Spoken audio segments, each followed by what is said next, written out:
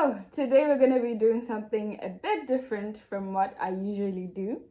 We're just going to be sitting down and talking. That's it.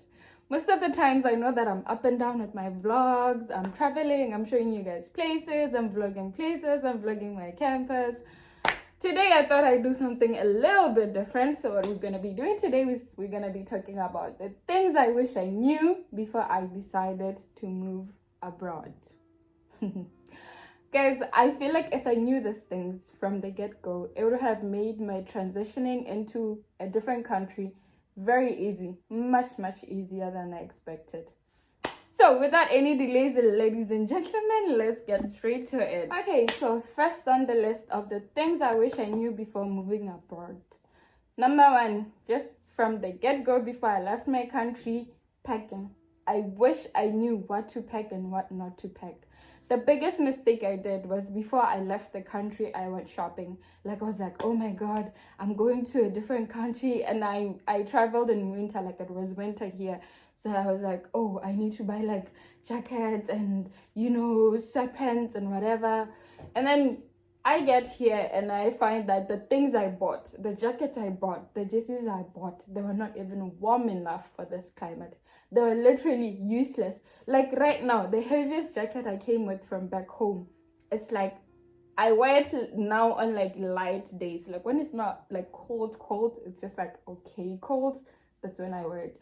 So you see that a lot of the things that I did pack were not suitable for the climate here. And as much as I thought they were warm, because look, I'm from Botswana. Obviously, a warm jersey there and a warm jersey here where you get snow and temperatures reaching -10, -11, you get that it's not the same. So I would advise you just pack 2 or 3 of your jeans because you're going to need to be settling in the first few months and you're going to need some few outfits. So just 2 or 3 jeans, 2 or 3 t-shirts, 1 or 2 jackets, 1 or 2 of your sneakers, and then your toiletries. That's all you need. Because if you're coming to China, guys, there's this thing, there's Taobao and Pinduoduo. Oh my God. You're gonna be buying clothes like crazy. Let me lean in a bit. You're gonna be buying clothes. If you didn't think you have a fashion addiction, come to China. Lie. Come and see. Number 2, know that you are different. If you're moving to a country like I moved here, to a country where it's like predominantly Asian people, and I come as like a black foreigner, and most if not many of them, okay, that's the same thing. Sorry. Many of them probably have never seen a foreigner in their entire life. And I'm like talking about like all the generations. Like if you go to big cities here in China, it's okay. Big cities have a lot of foreigners, so you don't really feel that different.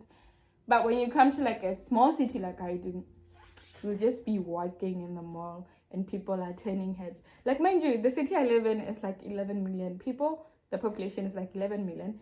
And then back at home, the entire country population is just 2 million.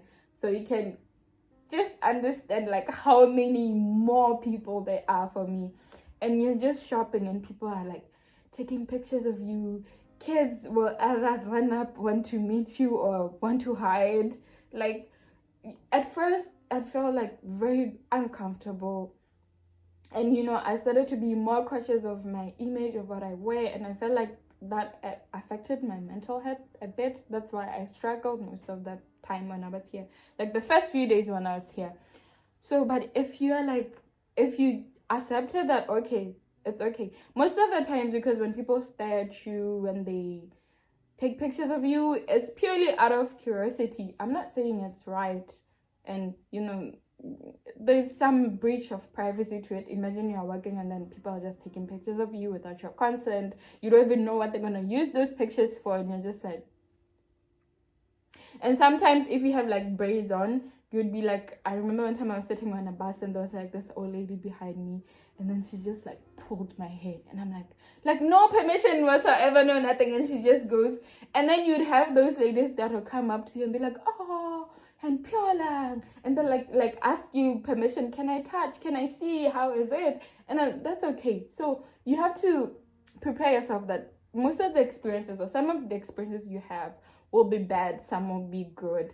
You'll be treated differently because of the color of your skin or because you're not a national. And sometimes it's good treatment, sometimes it's bad treatment. I've had privileges because I'm a foreigner. I've also been treated bad because I'm a foreigner. But once you accept that you are different and you embrace it and you are not scared anymore, like for the longest I didn't want to go out, I didn't want to ride the bus, I didn't want to go to like parties or clubs or whatever because I was like too insecure and I felt like too cautious of myself because I was different. I can't be the only different people. But once you get over it, once you get over that stage and accept, this is who I am, this is what I look like, I'm comfortable in it, I'm okay in it, you will actually find that most of those people that you were so cautious about, they actually just want to be your friends.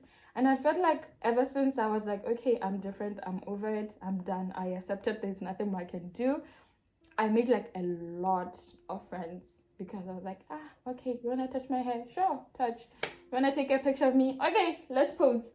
You want to do your TikTok with me? Come, let's do it. But in some of the photographers you'll be working, they'll be like, oh, can I have a photo shoot with you? Can I do this? And then, yeah, obviously you have to check first if they're legit people and whatever before you like proceed. And yeah, that's pretty much it. You may know that you're moving abroad, but you really have to accept and prepare yourself for the different situations you might find there. That would help you a lot. Item number 4, prepare for the unexpected. What do I mean by prepare for the unexpected? When you live abroad, keep in mind that something can happen to your loved ones. Your loved one can pass away, they can suddenly have like a serious illness, they're going to be family gatherings, they're going to be important meetings, they're going to be important rituals that you can't be there for. Psychologically prepare yourself for that. If you have grandparents, just know that there's a chance that your grandparents might pass away and you're not there. There's a chance that your mom, for me, it was like my mom got very, very sick and I wasn't there, and you're like panicking. You're so far away. People are like busy dealing with the situation. Sometimes they don't like update you on time and you're like freaking out and you're like, oh my God, what's gonna happen next? What is happening? And then also recently I had my niece pass away and you are not there for the funeral. Like, just be psychologically prepared for that. And it goes both ways. Be also psychologically prepared that one, you're gonna fall sick and your family members are not there to support you, to help you. Like, if you're a mommy's girl like me and when you're sick, your mom will come running. Just be prepared that your mother is not gonna be there this time around. So, and also, like, you need to have important conversations. Like, I remember that when my mom was driving to Gaborone, that was the day before I left for China. She was driving. Maybe I shouldn't have done that when she was driving, but I told her that, if I was to die in China, if like something was to happen, like an accident or something, this is how I want you to proceed with my funeral. This is how I want you to proceed if things were to go that bad. I know, like, we come from a humble family. We don't really have much. So if it comes to that and you can't afford to carry my corpse to Botswana, it's okay. Just bury me there, or what do you call this? Cremate me there, and just know that I'm at peace with it. You don't have to be thinking, oh, my daughter is in a foreign country, my daughter is this. So those are some of the important conversations you really need to have with your family members. You're living abroad. If something was to happen to you, what's your fallback plan? Sometimes I would have advice to have like an emergency account where it's for your fund. You know that if something was to happen to either your child, your mother, your what, you have money to like pack and go there and there. Last item on the list, what I wish I knew before moving abroad. The only family you'll have is your friends. I cannot overemphasize this.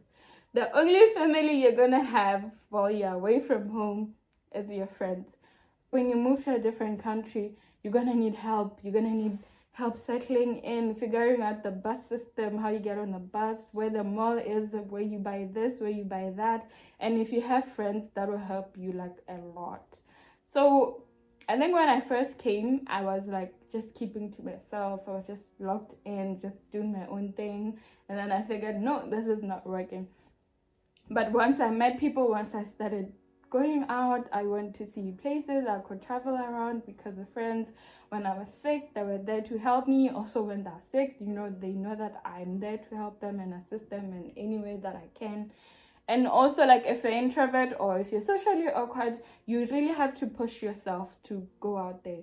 Go to places, meet new people, go to festivals, go to restaurants and bars if you have to. And also the other great thing about living abroad is you like meet a diverse type of people from all over the world, from different countries. If you need information on a certain country, you literally have that person there. And you can only meet such people if you go out of your comfort zone and meet people. When you move abroad, you have to create a family abroad, some form of support, some system of support for you. So you can't find that in your bedroom when you're just chilling. You have to go out and meet new people. Even if you are not one to initiate conversations, this time around you're gonna have to go out there, get out of your comfort zone and meet new people. They'll help you, you'll help them. You won't feel so alone. Like, I don't feel so alone and lonely as I did when I first came to China, because I felt so alone. But not because I always have a lot of things to do. I have people to meet. It's way much easier. Like, transitioning into a different country became so much easier. I know if I need help with something, I can always get it. So that would be my advice for you. Make connections. It's important. Okay guys, so that's the end of my video. Thank you for watching. Please don't forget to subscribe to the channel, and also feel free to leave a comment in the comment section. If you have questions you want to ask me, also you can leave them on the comment sections, or content you want me to post, please comment it below. I'll also leave my Instagram handle somewhere here in case you have questions you want to ask me, more direct questions. But that is all. Thank you for watching. Those who are subscribers, thank you for coming back. If you're new, please join the family. I do videos on study abroad, on scholarship tips, on master's tips, and traveling also. So hope I see you on my next video. Thank you. Much love. Bye bye.